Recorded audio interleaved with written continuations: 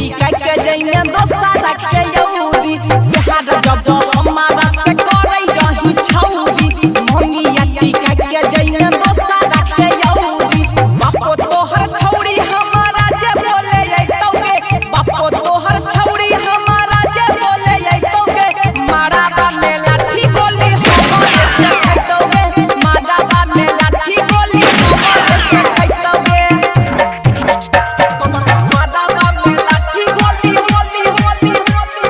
कंचन इब्राहिमपुर हमरे से खइतौगे माराबा में लाठी गोली Sony mobile repairing and video mixing centre Maa Durga चौक कदमाहा। हमारे यहाँ शादी विवाह की वीडियो उचित मूल्य में बनाया जाता है। ओरो पर सोनू कुमार सही। Mobile number 96 930 82 938।